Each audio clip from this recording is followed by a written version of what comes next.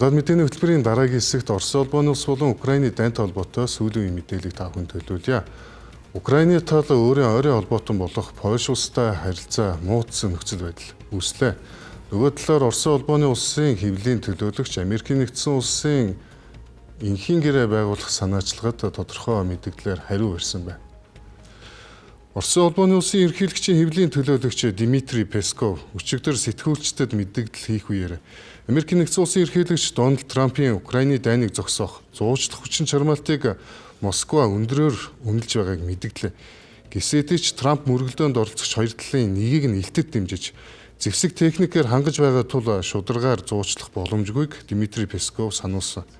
Песковын хэлснээр Америкийн хэлцээний баг энэхүү бодит байдлыг маш сайн ойлгож байгаа бөгөөд цаашид яриа хэлцээ үргэлжлэнэ гэж найдаж байгаа гэж хэлжээ.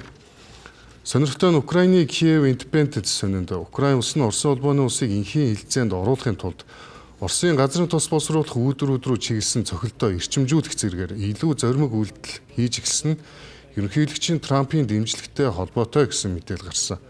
Орос улбооны улс нь Трампын дэмжлэг гэдэгт чухам үүнийг ойлгож байгаа эсэхийг сэтгүүлчид лавлан асуухад Кремлийн хэвлэлийн төлөөлөгч энэхүү мэдээллийг няцаасан байна.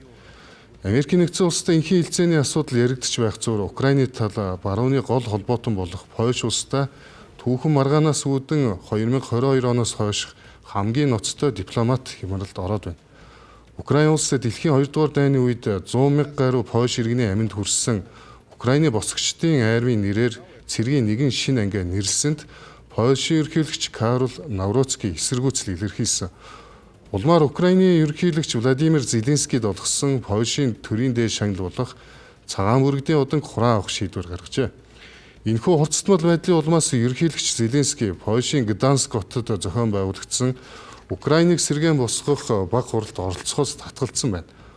Уг маргаан Польшийн ерхий сайд Дональд Таскийн тэргүүлдэг засгийн газарт дотоод улс төрийн хүндхэн сорилт болж байна.